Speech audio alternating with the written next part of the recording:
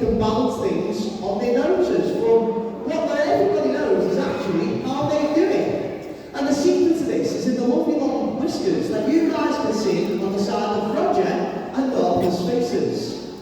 Now those whiskers, believe it or not, they're actually really, really sensitive. They're not strong enough to hold the fish or to move the fish in any way. But what they should be doing is they should be feeling which way that fish is moving.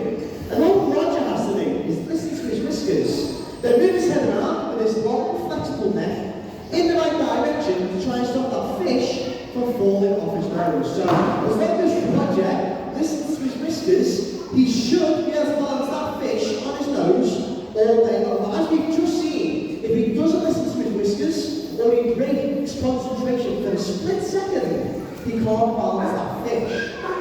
Now, going back to those whiskers do of course have a much more important use. Of course, the whiskers aren't just there to help the sea lions balance things on their noses. In the wild, sea lions use those whiskers to feel the different movements and to feel the different vibrations that are made underneath the water. By doing that, helps the sea lions to pinpoint exactly where their food is. We know sea lions eat fish and squid for a living, and when fish and squid swim, they create different vibrations in the water using their tails that the sea lions can pick up on with those whiskers.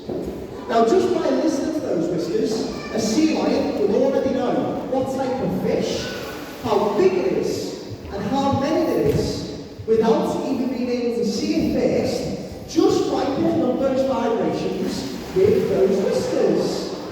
So again, the whiskers, they are a really important lifeline when it comes to the sea lions being out in the wild. That's it on the last little bit. I tell you what, give them a big round of applause.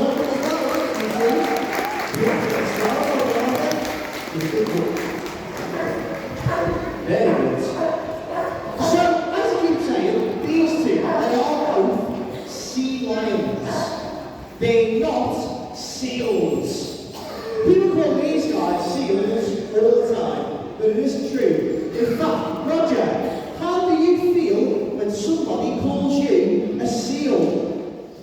Doesn't like it very much. And that's because seals and sea lions, they're actually two completely different species. Now, to be fair, they do look very similar, but there are still very big differences between them. So, between the three of us, we're going to show you all how to tell the two apart. The first you need to look for is how they swim. A sea lion, just like these two, would only ever swim using their big front flippers. In fact, you two, show everybody your big front flippers. That's what I look at there. So there's Roger's flippers, and there's Arthur's two little lads. So as you can see, these two have got massive front flippers. And they use these front flippers to swim in what looks like a flying motion, up and down through the water like this. And that can calculate at speeds of anything, up to around 20 miles an hour. So they can swim pretty quick. If these two were both seals, their front flippers, well, they'd actually be about the same size as my hands.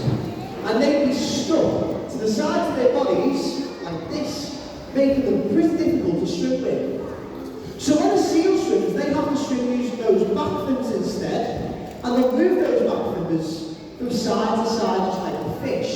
So the way the two swim is very different.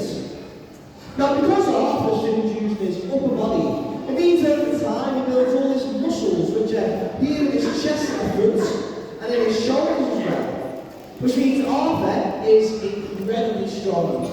But he is also really good at a little bit of gymnastics. Arthur, show me how strong you are, and let's see a full flipper stand. There we go, get a big pump in the air. Yeah, just like that. Now, what I was trying to show you here is what we call a full flipper stand. Come on, here we go.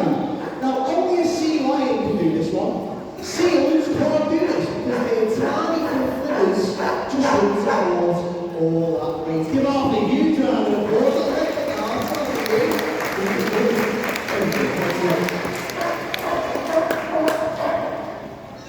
Now, there is actually a much better way, a much easier way to tell a sea lion from a seal. And I've actually saved the best difference till last.